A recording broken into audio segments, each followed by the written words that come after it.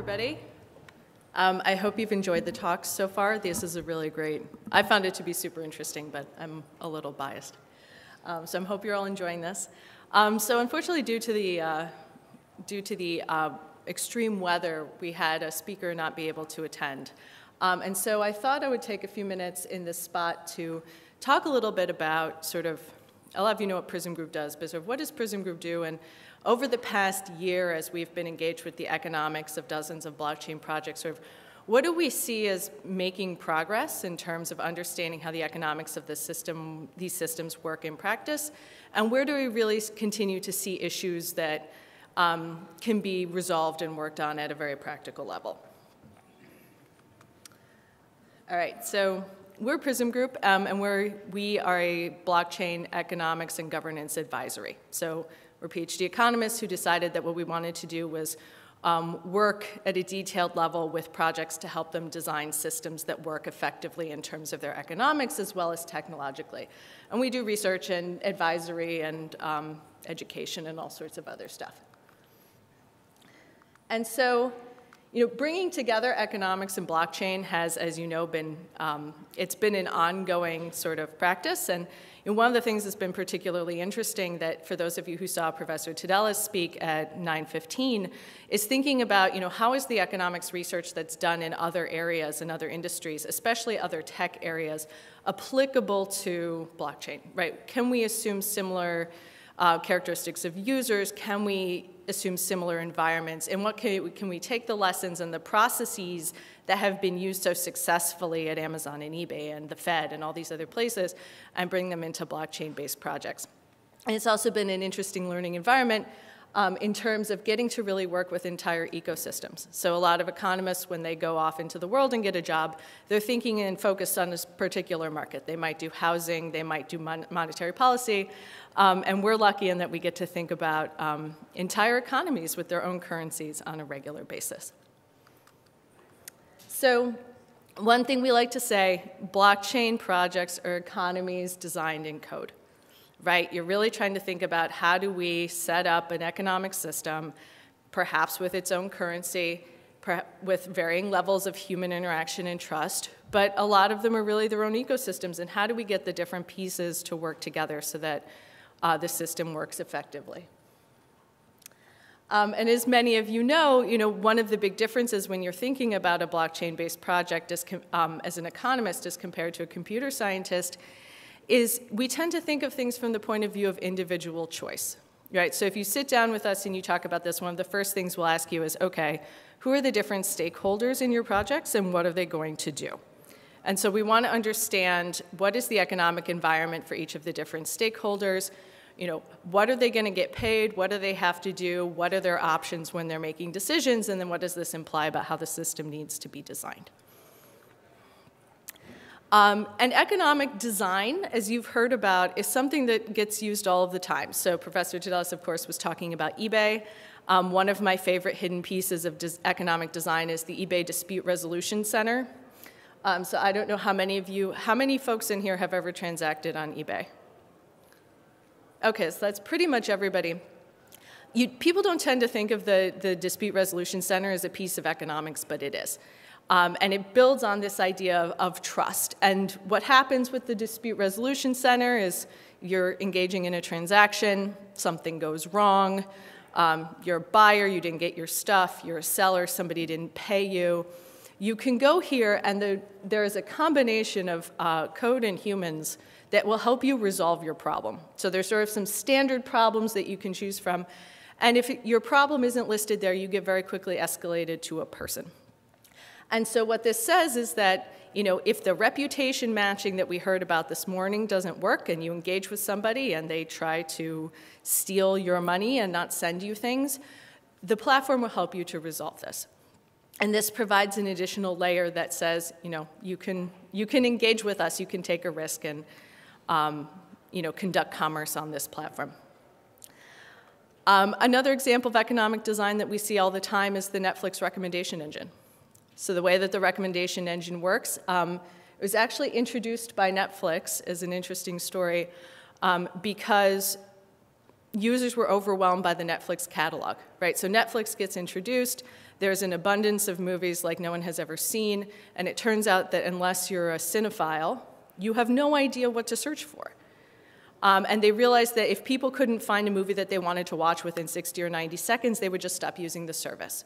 And so the investment in the recommendation engine was used using a choice model, so understanding who are the different types of users and what kinds of choices do they make, and using that information to basically declutter the market for deciding, what is the type of movie that I want to watch. So thinking about, again, all of these different types of economic environments that we deal with on a regular basis, and how can we use some of this insight in blockchain. So as I mentioned this morning, last year I was a presenter on the CESC stage. To my knowledge, I was the only economist. And at the time when I prepared that talk, there was really, the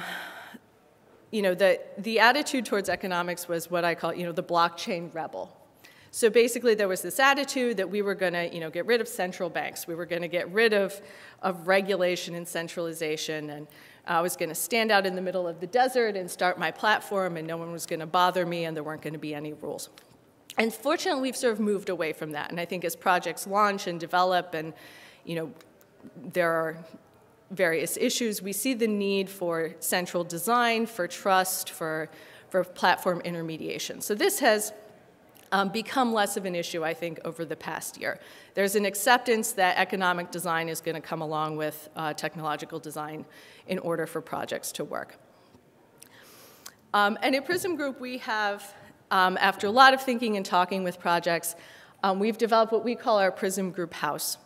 And we were thinking about, how do we, both for ourselves and for projects, communicate the different layers of economics that can go into a blockchain project. And so this is what the house is. I used to be a consultant, so framework. But starting with first, what is the value proposition, working from the bottom? What is it that the platform's trying to do? Who's going to use this? Capital investment and financing has become less of a thing over the past year. We don't talk to as many projects raising via ICOs, but there are still some. And then we get into the layers of economic design. So thinking about, starting on the left-hand side, the contract design, right? So when you have a buyer and a seller working together, what are they agreeing to do? What are the terms, right? How do we know that this has succeeded? How do we know payment has taken place? What happens if there's a dispute or the need for somebody to intervene to make the transaction successful? Then thinking about market design. So market design are things like, that we heard about paternalistic search first thing this morning. How do buyers and sellers find each other, right? How do we match people in this marketplace so that people are able to generate, value-generating transactions? Apologies, I think I just lost this. What kind of information is the platform going to provide? And again, building on this the reputation talk that we heard this morning, the platform is thinking a lot about maybe the feedback about users is user-generated. Maybe all the reviews on eBay are submitted by other users. But the platform has to think about how is this going to be summarized, right? What is the metric we're going to use? How are we going to display it? Where are we going to display it? What incentives does this create for the different users on the platform? And then finally, on top of that, thinking about once you have your economic environment, what role is the token going to play if there is one? And then the governance is how do you think about making changes and decisions over time? And so over the past, I would say 6 to 8 months, we've used this a lot to provide economic structure and really think about how do we build the layer after layer of the economics of a blockchain platform so that everything works harmoniously. And so what I want to talk about for the remainder of the talk is sort of 3 pivots that I've seen in projects' attitudes towards economics. And I think this is sort of comparing from last year to this year. And I'm not going to have extremely specific sort of research questions, but I'm going to talk about what are 3 areas that we see projects really thinking about and trying to figure out how to solve now going forward. And then hopefully a year from now, we'll talk about how they've been fixed. So the first challenge with designing any decentralized environment is thinking about how you design incentives. Right, so if you're thinking about incentives, and we think a lot about pay for performance in blockchain-based platforms, right? Block rewards are a form of pay for performance. You're basically saying, you have a group of stakeholders, you need them to contribute time, energy, resources to your platform. You have to compensate them so that they want to participate. But figuring out what exactly do they need to do, and then how are you going to pay them is a very tricky economics problem, right? And the world is filled with poorly designed performance incentives. So my favorite example is Wells Fargo, where they, as you all know, they paid employees to open accounts because they thought that number of accounts correlated with revenues. But it turns out when you pay people to open accounts, what they do is open a lot of fake accounts. Bad performance management systems are extremely costly. And thinking about how to design them well is extremely important for blockchain projects, as you know. So for example, if you think about a classic, which is the incentive design for Bitcoin, you can think about the block reward designs of how Bitcoin incentives work as a force shaping the market, sort of how many miners are you going to have, how much consolidation is there going to be. If you think about what were sort of the initial objectives for the market for mining for Bitcoin, there was a goal to have a lot of adoption. There was a goal for this to be a peer-to-peer market, for it to be very secure, as we've heard about. These have been achieved. However, this goal of distributed control has not been so much. So I've seen different estimates, but one estimate I've seen is that 85% of mining power is controlled one way or another by Bitmain. I don't know if that's accurate, but there's a significant amount of consolidation. And if you write out the economic models, you can show that a lot of the drivers of this consolidation is the design of the performance incentives that were used. And so trying to figure out, how do we decrease consolidation and how do we design performance incentives to do what we want is an important piece of any blockchain platform. And so I would say, a year ago when we were thinking about incentive design, there was this idea that tokens are magic, right? And this is one of my favorite examples. I haven't seen too many token-curated registries anymore these days, but a token-curated registry was this complex, decentralized way of curating a list. And it required participation from a number of different actors. You needed voters, you needed agents who wanted to be on the list, and they all needed to engage in cooperative behavior so that the platform worked. And many TCR projects, when faced with a complex incentive problem, said, okay, we're going to introduce a token, and we're going to give everybody the token, and all of the pieces that we need for the TCR to work are going to work simply because we've introduced a native platform token. And one of the pieces that we've talked about, which I think has become more well understood, is that just giving somebody a token, it doesn't mean they're necessarily going to do what you want them to do, right? You have to think about what activities do you need people to undertake? How are you going to measure whether they've undertaken these activities? What are you going to pay them in? Is it going to be a token? What is the value of the token? And so forth. So this way of thinking of just sort of tokens or magic has, I think, gone by the wayside. However, there's still this question of how do you design effective incentives? And what we see is a lot of platforms are thinking about how do you overcome some very common pay-for-performance problems. So these are 4 that we see quite frequently. One of them is called moral hazard, which is basically that you're not paying people exactly for what you need them to be doing, and so they're going to underprovide effort compared to what you would like. There's a problem called free riding, which is basically that if I'm contributing a public good to a public good, and we need many people to contribute, I'm just going to assume that you're going to do it, and I'm going to slack compared to what you want. There are problems of multitasking, which is that I need you to do 3 different things, but I only pay you for one of them, and so you only do that one thing.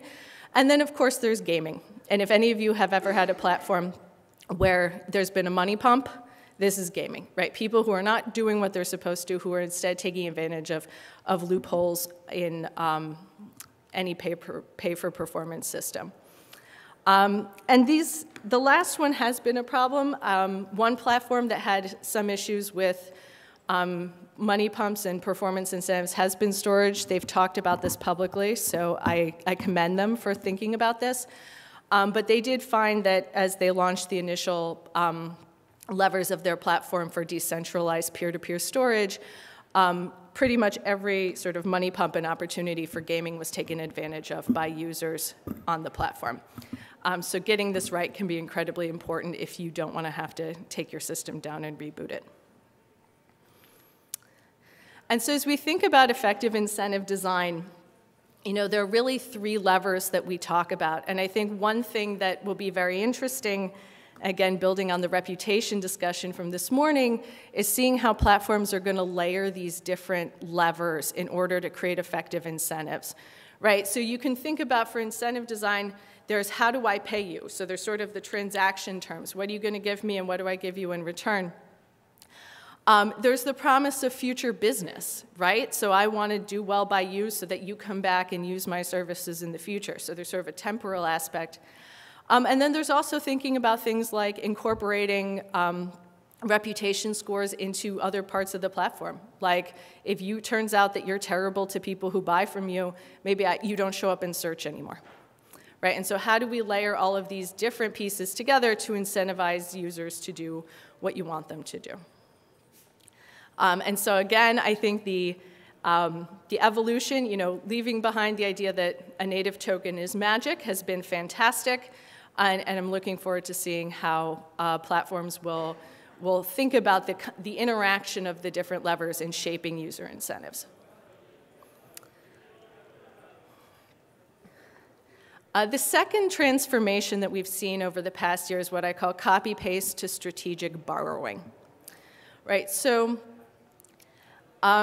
there's a problem that I like to call the borrowed suit, and this was something that we saw a lot with economic design, I would say 12 to 18 months ago, which is that a platform would need, for example, a governance system and would say, oh, there's a governance system on that other platform that looks like it works, and they would just take the whole thing and paste it. And that has become less common, I think, which is good. And one thing you'll see from all of the talks today is that economic design is a bespoke service, right? You really have to think about what is it we're trying to achieve, what is my specific environment, who are my users, and what does that mean about customization? And so sometimes now what we see is sort of going in the opposite direction. So you'll see a lot of platforms reinventing the wheel. And so I think that what I'm hoping to see more of and that we're starting to see is strategic borrowing. Right, so saying, okay, well, there's a platform, so we see this a lot, for example, with Tezos. Tezos has well-developed governance. And so, how do we borrow from them, but customize it to our platform in a way that suits our particular economic environment? And when we're doing any kind of economic design for a new platform, there's really an iterative process that you'll hear about throughout the day. So you start by saying, what are the models I'm working off of? And then how do I collect evidence, run experiments, and implement this to make sure that what I have designed is going to work in my own specific environment? And this gets used, both on and off of blockchain. And an example that I like to use about sort of the benefits and limits of customization comes from an area of market design that's called matching. And this is building on the Gale-Shapley algorithm, if any of you have ever taken operations research. So this is a classic matching algorithm that got used about 20 years ago to design the algorithm that assigns new doctors to their first jobs. This is called a medical residency here in the US. And they took this particular algorithm and then had to do some customization. So one thing, for example, they had to change when they implemented this was that they had to allow married couples, because it turns out that medical students all marry each other, and if you tell them to go through an algorithm where they can't partner with their spouse and they get assigned to Seattle and their spouse is in Tennessee, they're not going to be very happy. So this algorithm went through a level of customization. It was extremely successful. And a couple years after this was implemented, a number of public school systems showed up and asked the team that had done the residency match if they could please implement a matching algorithm for public school districts to assign students to schools. And what's interesting about this is that the underlying mechanism is largely the same. However, there's been a lot of customization based on the specific environment. So obviously, you typically don't have to worry about fifth graders being married to each other. However, you might have siblings, right? Or it turns out that people really want to go to a school that's close to their house. So maybe you give priority to people who live closer by to a particular school. And so when they were doing this design project, it was really a combination of taking the underlying algorithm, which worked really well, and figuring out what were the necessary tweaks that are required in order to make this work in the new environment. And I think that, as blockchain design goes forward, I'm encouraged by the borrowing that we see, right? I think, inventing things out of whole cloth is frequently inefficient. But figuring out how do we tweak these systems so that we're not copying and pasting, but we're also not, reinventing the Supreme Court. And the final pivot that we've seen teams think about and struggle with, and I anticipate seeing a lot of progress on over the next 6 to 12 months, is how much governance do you want, right? So going back to the idea of the blockchain rebel, many early projects didn't have any formal governance at all. And by governance, we mean basically decision-making processes that aren't operational rules, right? So a couple examples of governance, when there was the DAO hack, and Ethereum had to figure out, what are we going to do with this $50 million that was stolen from the DAO? Are we going to reverse the transaction or not? The community came together and made a decision. Then there was a fork. But these types of crises situations that are unanticipated need to be addressed. When CryptoKitties overloaded Ethereum and they had to figure out how to increase the chain's capacity and what to do with all these dead transactions, decision-making processes were very important. So I think the industry has moved from not needing governance to understanding that governance is important. No, you cannot eliminate the need for governance by changing operational rules. This is because of something called incomplete contracts that many of you have heard us speak about before. But I think the issue now is governance overload, right? So you have a lot of platforms that are saying, okay, great, we're going to use a system of representative democracy, and then it turns out that nobody votes. And so we've gone from no governance to, I won't say too much governance, but a lot of involvement. And so how do you come to something in the middle that is both representative but not overwhelming to your user base? And so what we see a lot of platforms thinking about is to what extent they want to use representative democracy, right? When do you need a public referendum versus having a set of delegated decision makers who are going to make the bulk of decisions? And economically, delegation of this kind has a lot of benefits, right? So our economy exists on division of labor, right? We don't all do everything, which is good. We typically specialize in a couple of tasks. This applies to government too. And also there's a degree of benefits from specialization, right? So especially if you think about somebody who is trying to decide whether protocol upgrades are good for a particular platform, there's a level of expertise that's required there, right? Your typical token holder may not have any idea. Somebody who has expertise in security and how the details of the platform work may be a far more effective decision maker.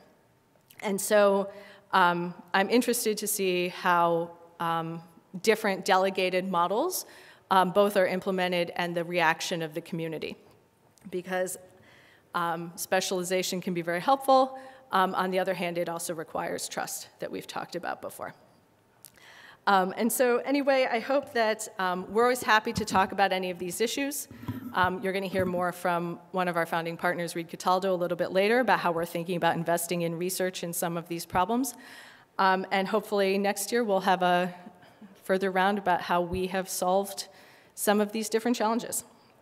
Thank you.